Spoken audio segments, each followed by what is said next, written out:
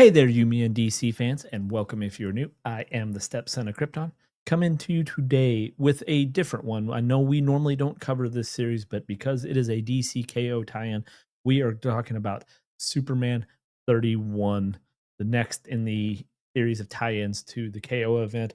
Guys, I don't want to waste a whole lot of time. We do have a bit to cover in this issue, so let's just go ahead and get on into it.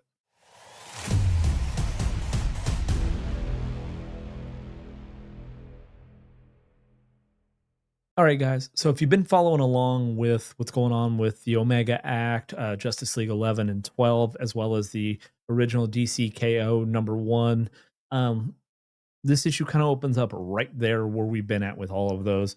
We're on the Watchtower talking with Time Trapper, aka Doomsday. World Foragers there, Grodd's there, Boosters there, and of course it's Superman. And Superman is talking. He's reluctant to trust Doomsday for obvious reasons, but Time Trapper reminds him he's been shown what's to come. Giggity. He must show no mercy. As we cut to, we see the KO tournament happening. We see the battle. We see the heroes racing, and we see the massive Goliath kind of standing over them, looking down on the battle. We then go back to before the tournament, and we're at the Fortress of Solitude. And we realize Superman has not been here in a while since it was destroyed by Amanda Waller during the Absolute Power. And of course, he's talking to his Superman robots about how he was not there to do the heavy lifting. And he takes one of the crystals, hoping it's still going to work, and he activates the machine. Just then, we see Jor-El appear on this massive, ice wall, and Superman asks his father if there's any information on Darkseid, to which he tells him, There are no records of Darkseid. Omega King? There are no records of Omega King. And Jor-El tells him that some information was deemed illegal. Now, if you remember from the Omega Act, which is out right now on the channel, Laura and Ursa were discussing the same thing when they found the ancient ruins and they saw the Omega symbol on there. And then, of course, this leads to the age old question, which I feel like would have been asked by now, but why did you save me? And Jor-El tells him they loved him and they wanted to save him. He tells Cal that space travel had been banned on Krypton for many, many, many generations, as again mentioned in the Omega Act, and they were only able to scrap together enough materials to build a little ship. And Jor-El tells him that if he could have, he would have saved everyone. And with that, Superman flies off. He knows now what he must do.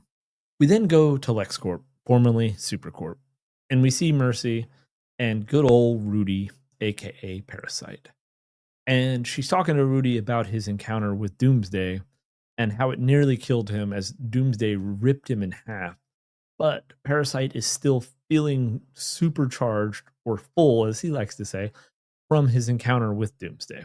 When all of a sudden, excuse me, Rudy, Superman is there and he needs to talk to Mercy.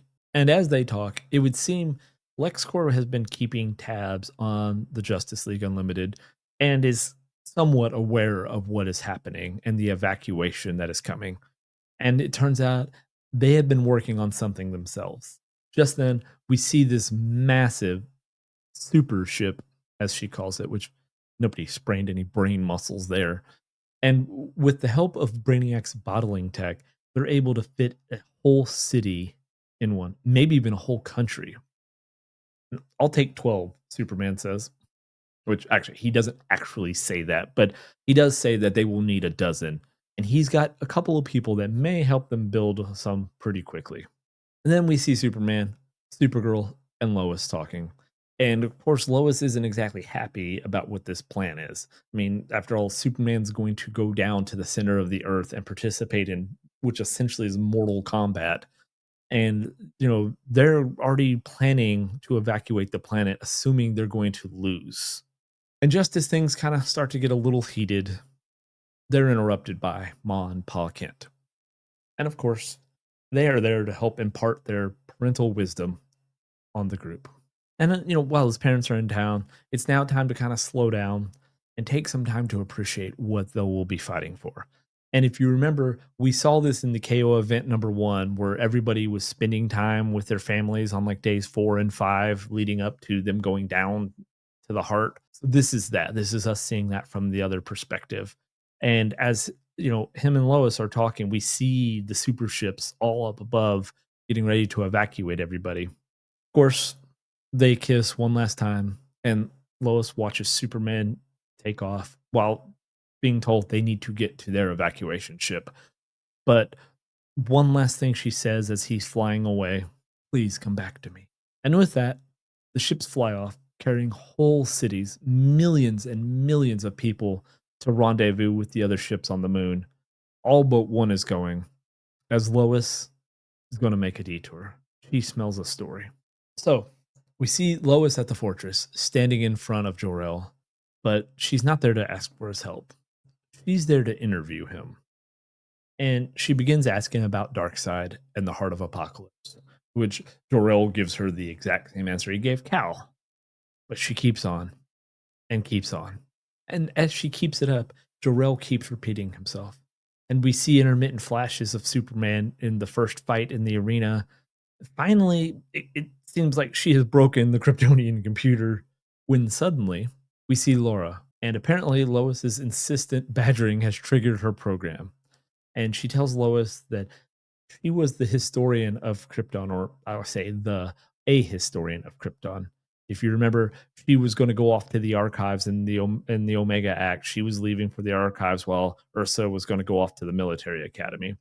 And while there are no records of Darkseid in the archives, and you kind of remember earlier, Jor-El was talking about certain information being deemed illegal, but certain stories were passed down between families, you know, but all of that information that would have been passed down through families that couldn't be recorded in the archives was lost when Krypton was destroyed.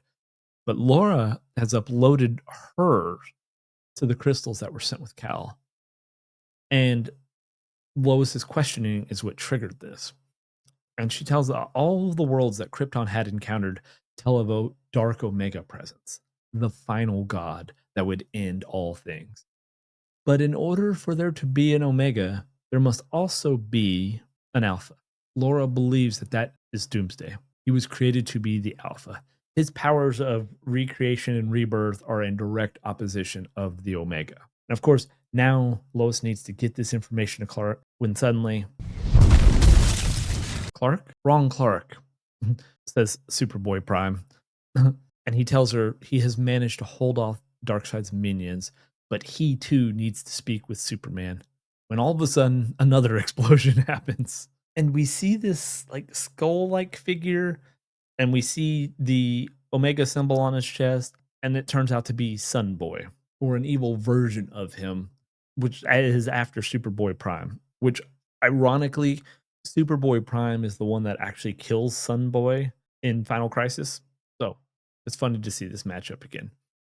And he does his normal bad guy trope about how he's lost and Darkseid's won and he's everything.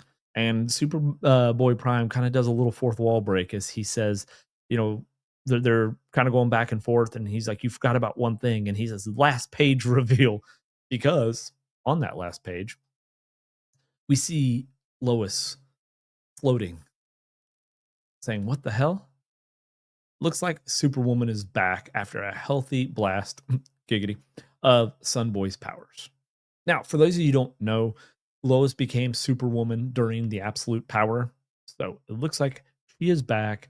And on the next issue, we are going to get Superwoman and Superboy Prime as they continue with the DCKO.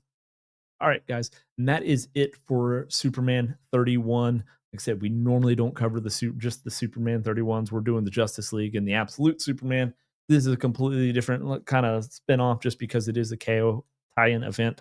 Let me know down in the comments, how are you feeling so far about the KO event, the tie-ins, and are you excited for in November we are going to get the night fight, which is actually the first fight in the DCKO event. Let me know down in the comments which one's your favorite. Also, who do you think is going to win? Check out our DCKO event number 1 issue, as well as we do a bracket where we break down all of the characters and kind of go over some of their powers and such and who we think's at least going to make it through the first round.